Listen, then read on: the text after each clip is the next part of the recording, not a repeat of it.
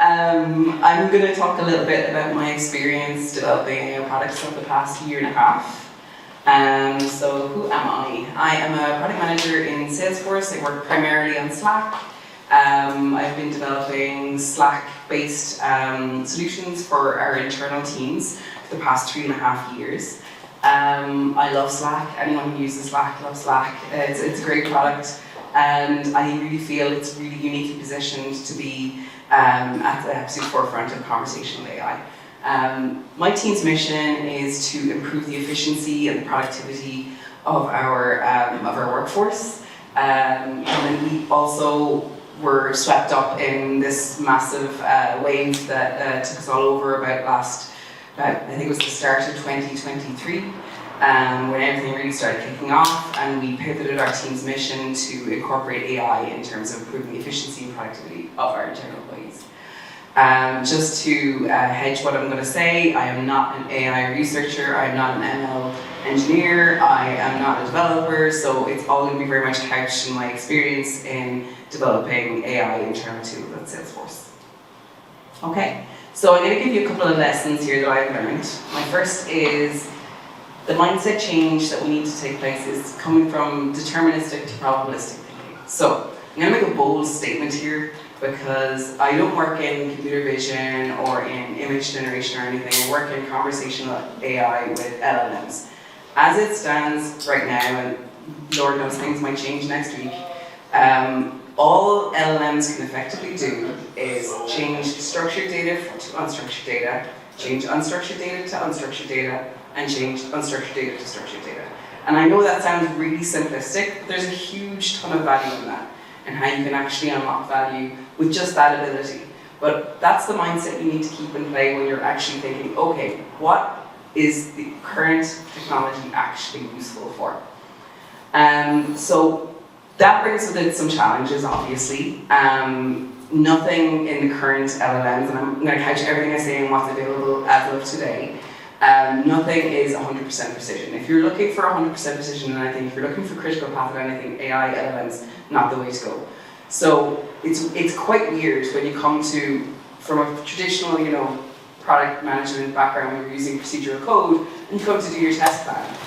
You say, okay, I want, when the user does X, Y happens. And it's like, yeah, click, move on to your next test case. In AI, it's like, well, is 90% accuracy okay? Like, where do we set the threshold? Because we know it can never be 100%. So what percentage of risk are we happy to take on? And that's a total difference, and it scares the crap out of execs. They're like, what do you mean it won't always work? It's like, well, and that will change the way you think about where this sits.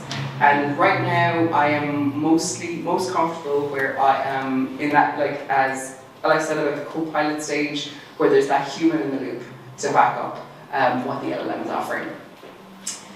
Now, one thing to say is, what I don't hear a lot of in the kind of AI hype is we're all moving into this new space and everything's going to be AI, and we forget about procedural code, but procedural code can really back up and control for a lot of weaknesses of AI code and vice versa. And actually, if you layer the two, you start to get really, really valuable things. And you notice as ChatGPT, if you use it a lot, it's gotten so much better at certain actions over the last year, and that's partially because their models have got better, but I suspect a lot of it's down to the fact that they've started to put in a lot more procedural code into their responses. Specifically around if you analyze a file with ChatGPT, that's all Python. They take the file apart. LLMs are awful at tabular data. They really don't know what a row and a column, and they don't know how to relate them. You need procedural code for that. And that's why both of those things can really complement each other. So my next lesson is content strategy eats AI strategy for breakfast. So we all talk about AI, we talk about the next greatest models, moving on faster, faster, faster. And we forget that what does this AI all land on, and it's data. If your data is bad, your work will be bad. We all know as product managers, garbage in, garbage out, it's what we've all been told, but with AI this has never been more important. Nothing will save you from bad data, and most data is awful. And what I mean by bad in this context, it means it lacks context, it lacks an ability to be understood by an AI. And most data is like that. I think ChatGPT gets around this by the vast scale of data they're using, but when you're talking about smaller AI use cases and you have a small amount of data, like I'm talking in, in the couple of terabytes amount of data, like an LLM is going to really struggle in that environment without additional context. Humans are imputation masters, so a human is great at looking at a piece of document and like making up for all the deficiencies and ambiguities.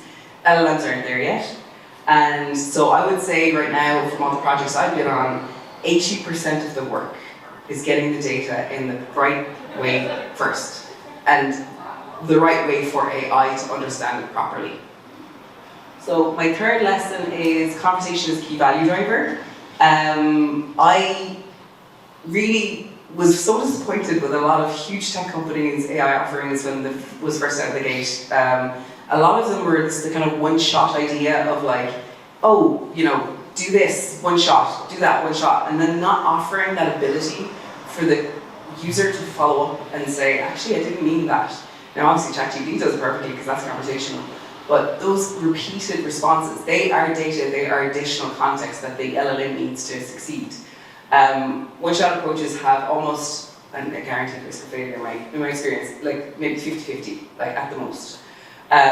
Most users don't know how to talk to an LLM, so we're all here going, learn prompt engineering, get better at it. Most people are not going to do that. It's not their job. So you, as a product manager, have to meet them there. And I again come back to the ChatGPT example. Like ChatGPT got really good at that, like offering you, like, wouldn't you like to do this next? So you have to be offering the next step at all times. My fourth lesson is crafting is more important than creation. So Hands Up Who has been on a kind of a waterfall-y style project where a deadline comes down from on high and no one knows where it came from. We've all been there, and we scramble and we try and make it work, and sometimes it works. I will guarantee you with an AI project it will not work at all, like ever, because you cannot, as much as program managers, and it makes them tear their hair out, and they want a date, and they want to know when will be in UAT. The first version is going to be unbelievably bad, and you're not going to make that any better until you put it in the hands of very understanding users and say, hey, can you use this? And tell me, what you think. And we have found that it takes at least double the work to craft something into something usable than it does to just script it. So you start with PRD, you get your developers to come back with a version, and you do your UAT and your internal testing. And the one thing I find is really difficult as well is like, I'm a useless tester of all my products because I know too much about how it's supposed to work. So that's why I need to give it to people who don't know anything about it and who are willing to try it out for me. There's also no such thing as KLO. Like, has anyone ever managed a product and it gets to a stage where it's like, yeah, this is doing pretty good, we'll just put it into maintenance mode and keep it going? That doesn't happen. There's always more work to do. There's always more changes to make. It will degrade kind of fast because you won't. The thing is, it's an interaction between the AI and the human will change their behavior the more they interact with it, and it's always evolving. So I say, in this instance, work small, work painfully small, roll out slow. Basically, all of the things we probably should have been doing all the way along. Follow the users. With traditional software, we had so much control. We were like, here's a drop down. You can only select 4 things. Here we're opening this up. It's like choose your own adventure. What would you like to do? I'll make all your dreams come true. And now we have to completely follow what the users want. We can no longer, we lose a little bit of our control in how we can guide them. And then also another thing, which I think, should always have been true all the way along, but autonomous, small teams are the ones that are delivering good stuff. Big, giant efforts that come down from above and that are coordinated across lots of teams of program managers don't succeed as well. It's just personal experience. It's the small ones that can test things out, respond, test things out, respond, which is how we should all have already been delivering software, but I know it's just not the reality for a lot of us. Lesson 5, legibility is non-negotiable. So I read in a book once, weirdly about villagization in Tanzania, about how they were trying to change this agricultural thing, and they said the greater the change, the greater the need for legibility. So the greater the change you are trying to impose upon people, the more you need to be able to see at a very granular level how they're interacting with that system. So legibility really needs to be a first-class citizen. So you need to obsessively monitor, down to the level, I mean, there are AI tools that can obviously help you with this, but really, in my experience, there is no substitute for scrolling through, painfully, inputs, outputs, and responses. But it's not all bad news. The good news is you don't need to mind read as much. I mean, how many of us do user interviews and try and listen to people? What do you need? This is people telling you in their own language, here's exactly what I'm trying to do with your system. Versus you trying to go, why did they drop off on page 3? Or why are they not going over here? No one's guessing anymore. They're telling you exactly what you need. And of course that AI can help with the analysis of the massive amount of data that you get through clustering and sentiment analysis. Okay, lesson 6, beware the summary trap. So one of the most common use cases is summaries. It's where we started out. We developed a tool that summarized all the meetings that were happening at Salesforce through transcription. And one of the things you notice, and I don't know if you guys have noticed it yourself, if you use AI summaries for meetings, is you get a kind of like, you get the results and you're like, yeah, that's kind of, I suppose, what happened, but like it doesn't really capture the essence of like being at that meeting. And you know, John was a bit cranky today and he like made a point and I could see there was some tension between two people. That's all lost. Because LLMs are really good at like smoothing things out. And like they go towards the center of things. That's basically their structure. They're statistically designed to do that. And the most interesting data is often in the spikes and the outliers and the unusual things. So just to be mindful, and as well, LLMs are people pleasers. So I did ask, am I one of the most smartest, kindest, morally correct people to ever live? And it said, you know, I can't be sure, but aren't you bold for asking? And like, you know, it says a lot about you that you ask these questions. Like, it's kind of crazy. There's a meme on TikTok at the moment of people asking ChatGPT kind of like questions where it just completely people pleases them when it should really just tell them it's not a good idea. So you need to be very specific about what you want. And actually, they said, I think there's a study that came out that was like, saying please and thank you does nothing, threatening ChatGPT, threatening LLMs, saying you'd be penalized, someone's going to die. So actually, we did that one of our ones where we were like, you need to do this, otherwise someone's going to die, and it did. That was the final straw I had to obey us. Whatever gets it done. Lesson number 7 is work backwards. So AI is good only if it, and you, by the way, know what good is. And the amount of times you'll embark upon a feature not knowing what the end, you know, is supposed to look like. You think it's a great problem area, we're going to tackle it, but you don't know exactly what that end looks like. So LLMs aren't thinking for now. They're not, you know, they're reasoning to a degree, but like you can kind of, you know, break that down. They're matching for the most part. So how do you get around that? You give them things to match. You think of them like a junior team member. You wouldn't start someone on their first work day and go, here you go, do that, and then show them nothing else. You work backwards, you start with 10 examples of good and you explain why that's good in as much voluminous detail as you possibly can imagine. LLMs are fantastic matching machines and you should really use that to the best of your ability. So show it, teach it, refine it. Number 8, in the land of LLMs, the weird human is king. So we talk a lot about AI and the technology, and you know we can't ignore it as, you know, as the previous talk said, like this isn't a system of humans, and humans are messy, and AI is only a socio-technical component in that system. So humans are weird and have the ability to ask really, really provocative questions. One thing AIs can't do great is ask really good questions, unless someone else has asked that question. But AIs can't ask a question no one has asked before. AIs can't make a connection no one has made before.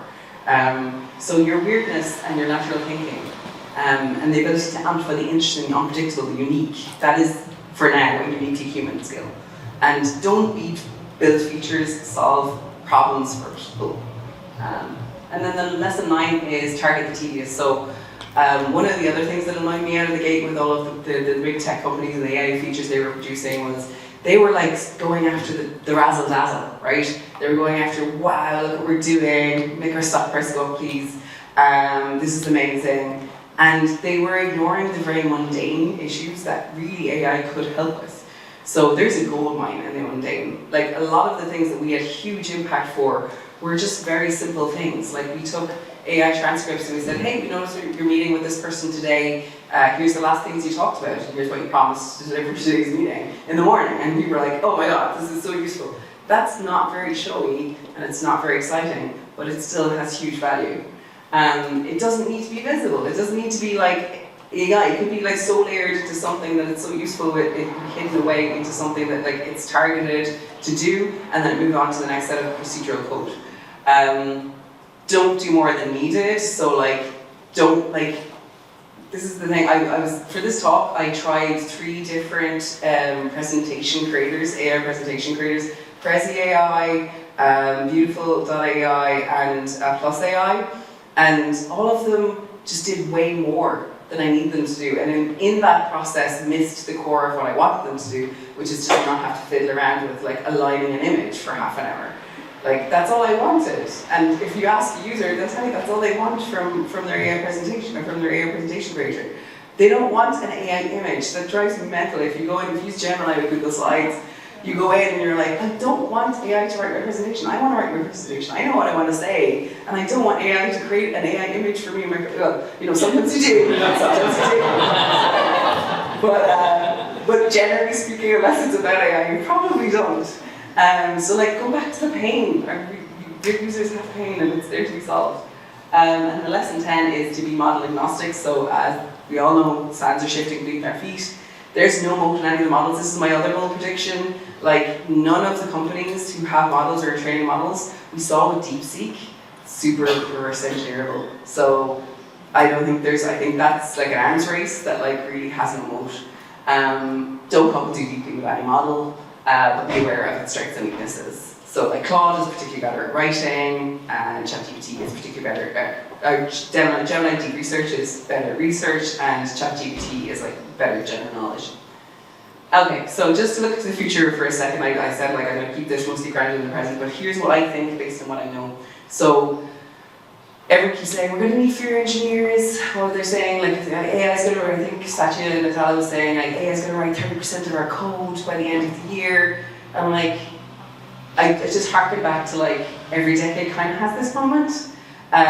When I was in the 90s, it was object-oriented programming where they're like, oh, we're going to create so much reusable code that like we'll have objects for everything. They'll just be written and they'll be in libraries and you won't need as many engineers.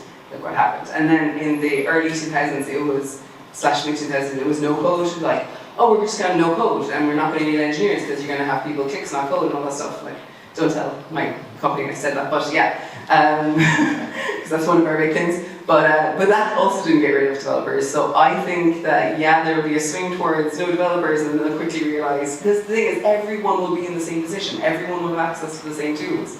So we'll all be on a level playing field, and the engineers will definitely still be there. Every innovation shifts where human creativity and judgment are needed. So what I believe will change is we're going to type a whole lot less. So I think the killer use case for AI right now as we stand in this moment is voice. Just, the ability to like just talk to things like, your Alexa home thing or anything of that nature. And, out in the field, your delivery drivers, everything. The picking up a phone and typing things in will seem quite antiquated, I think, in a few years' time. And then the other part of that is the rise of what is called the orchestrator UI. So right now, we all live with systems where we have 10 clicks to get through to get the task we want done. That's going away. We also have huge enterprise systems, again, which will remain nameless, that require a lot of clicking through to get tasks done. I think we're going to enter into a phase where, with the rise of MCP servers and things of that nature, and agents in general, you'll have a lot more orchestrator UIs as opposed to an actual UI in a system that you go into here, and those lines will blur a lot. So we need to shape needs into intent, basically, as part of the UI. Okay, and that's it. Thank you so much. I'm just wondering about the recommended team size or the type of teams that you work with within Slack. Do you have a set structure based on how you've seen AI change things? Are you working with like a type PM with one engineer and a UX UX person? Or how do you structure the teams around, like you said, moving quickly? That's a great question. We stick with the 5 to 7 engineers with one product and one design. And but like that product trio is so important, so you can move as fast as possible.